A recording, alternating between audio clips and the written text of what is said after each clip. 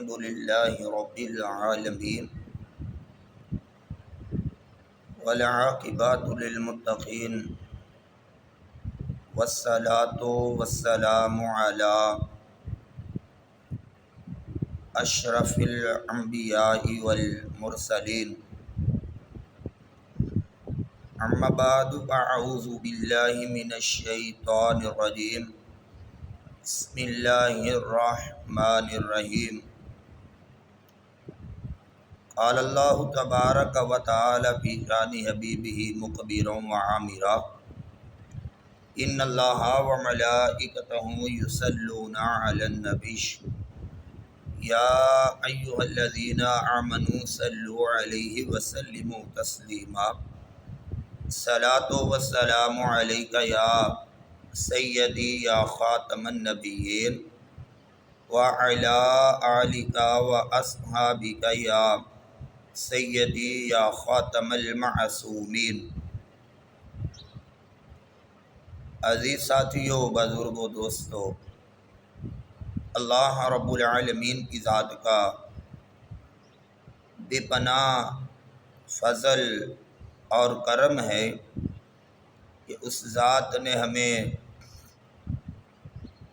امام الانبیاء احمد مجتبیٰ خاتم النبیین علیہ الصلاۃ والسلام کی امت میں پیدا فرمایا۔ ہمیں اللہ رب العالمین کی ذات نے نبی عطا فرمایا تو تمام نبیوں سے افضل ترین نبی عطا فرمایا۔ ہمیں اگر قرآن کریم کتاب عطا فرمائی تو ساری کتابوں سے افضل ترین کتاب ہمیں قرآن مجید عطا فرمایا۔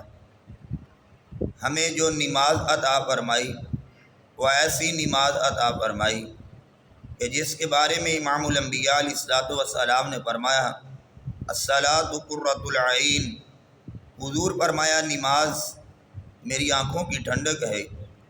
اور جو میرے نبی کو اللہ رب العالمین کی ذات نے امت عطا فرمائی، کسی نبی کو ایسی امت اللہ رب العالمین کی ذات نے عطا نہ فرمائی۔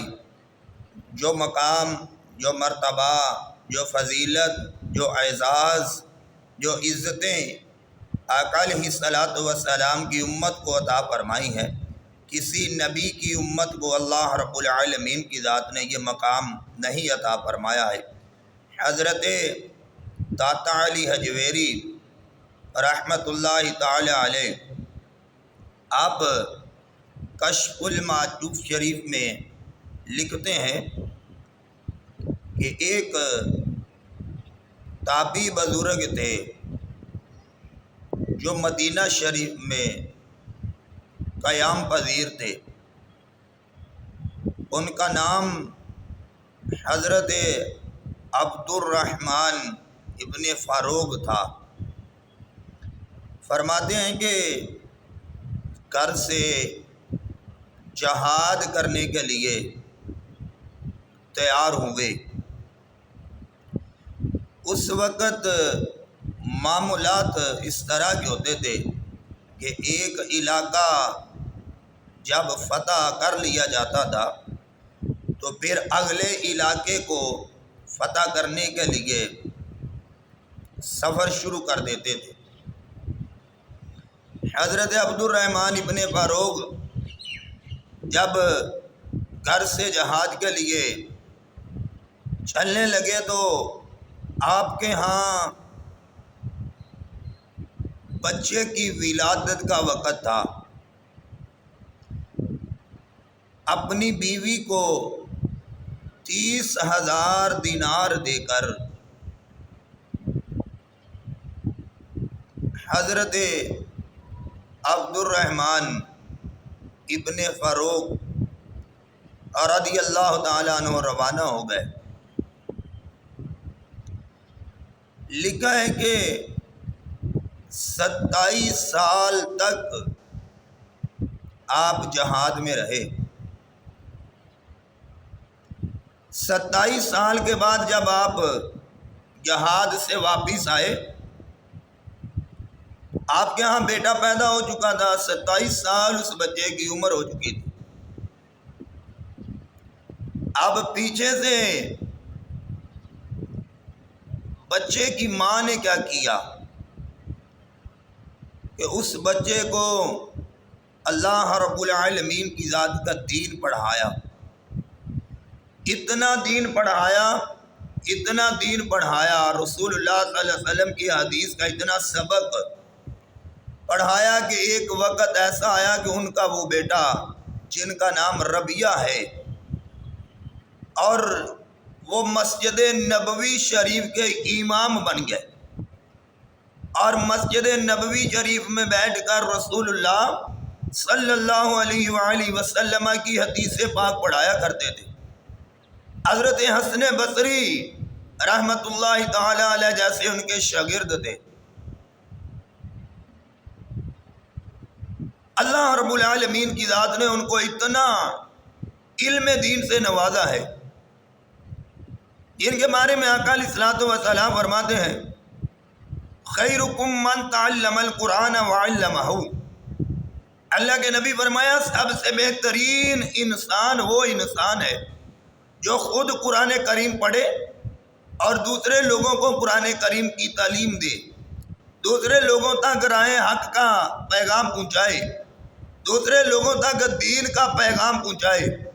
اللہ کے نبی فرماتے ہیں کہ وہ انسان سب سے بہترین انسان ہے۔ آج ہماری حالت کیفیت یہ ہے کہ ہم کہتے ہیں دنیا کا مال اکٹھا کر لے تو بندہ کامیاب ہے، دنیا کا بینک بیلنس بنا لے تو بندہ کامیاب ہے، زمینیں جائیدادیں پلاٹ بندہ بنا لے تو بندہ بہترین کامیاب ہو کے دنیا سے جا رہا ہے۔ لانا میرے بھائیوں، یہ دنیا کا مال ہے، دنیا میں رہ جانا ہے۔ آج تک کوئی بندہ یہ دنیا کا مال ساتھ لے کر نہیں گیا ہے۔ ایک آواز بلند ہوئی تھی کہ اجڑ گیا وہ باغ جس کے لاکھوں مالی تھے، بادشاہ سکندر جب فوت ہوا تو دونوں ہاتھ خالی تھے۔ کتنے اونٹ تھے جو اس کے خزانوں کی چابیاں اٹھاتے تھے، لیکن جب دنیا سے گیا تو اس کے کفن کو کوئی پاکٹ کوئی جیب نہ لگی تھی۔ خالی ہاتھ انسان آتا ہے اور خالی ہاتھ انسان چلا جاتا ہے۔ اور آقا علیہ الصلوۃ والسلام نے فرما دیا خیرکم من تعلم القرآن وعلمہ، فرمایا بہترین، ساری کائنات سے بہترین اعلیٰ ترین انسان وہ انسان ہے، وہ شخص ہے جو خود قرآن کریم پڑھے اور دوسروں تک قرآن کریم کی تعلیم کو پہنچائے۔ یہ قرآن ایسی کتاب ہے جیسے جیسے بندہ پڑھتا جاتا ہے اللہ رب العالمین کی ذات اس بندے کے سینے کے اندر نور کی روشنی داخل کرتے چلے جاتے ہیں۔ جیسے جیسے بندہ قرآن کو پڑھتا ہے اس کو قرآن کریم پڑھنے کی لذت آتی ہے، جیسے جیسے قرآن کریم کے اندر غوطہ لگاتا ہے اللہ رب العالمین کی ذات اس کے سینے کے اندر روشنی داخل فرماتے ہیں، اس کے چہرے کے اوپر نور کی تجلیاں پڑتی ہیں۔ حضرت عبد الرحمن ابن فاروق رضی اللہ تعالیٰ 27 سال کے بعد اپنے گھر واپس آئے، آ کر دروازے پر دستک دی تو جب دروازے پر دستخط ہوئی نا تو آپ کی بیوی نے آواز سنی تو آپ اپنے بیٹے کو فرماتی ہیں بیٹا دروازہ کھولو، دروازے پر تمہارا باپ آیا ہے۔ جب بچے نے دروازہ کھولا تو حضرت عبد الرحمن ابن فاروق دیکھ کر پریشان حیران ہو گئے، بوڑھے ہو چکے تھے۔ پوچھا ہے نوجوان تم کون ہو جس نے میرے گھر کے اندر قبضہ کیا ہے؟ اب باپ نے تو بیٹے کو نہیں دیکھا تھا، بیٹے نے باپ کو نہیں دیکھا۔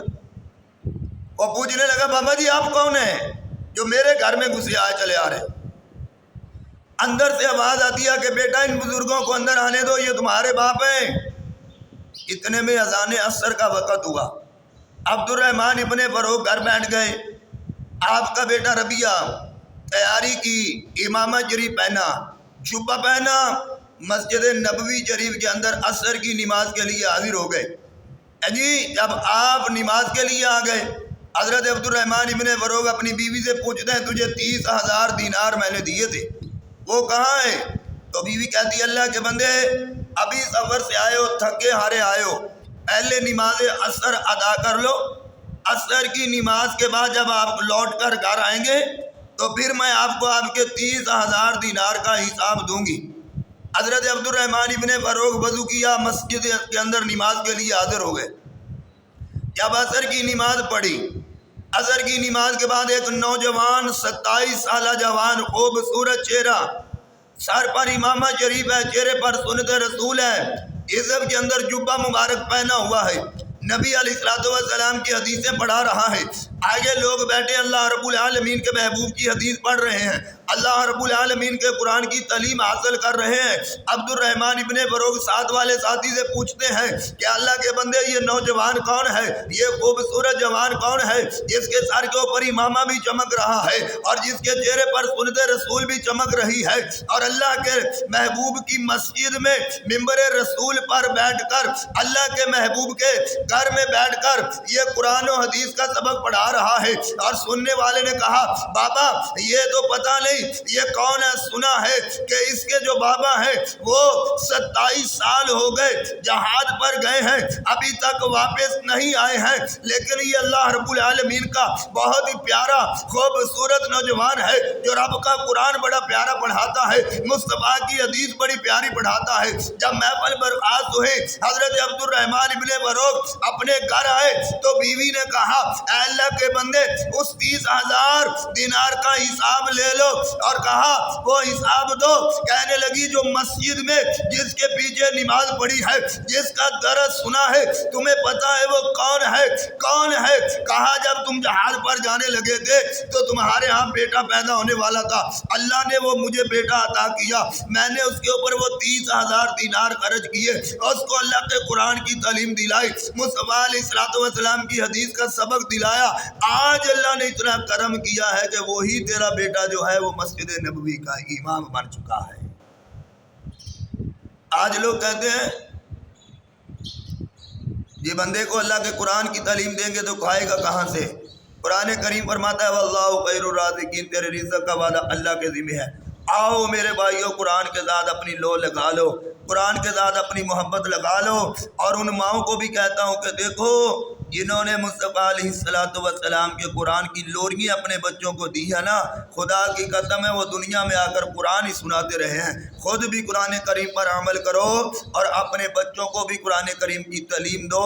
اللہ تعالیٰ مجھے اور آپ کو عمل کی توفیق عطا فرمائے، آمین بجاہ النبی الامین۔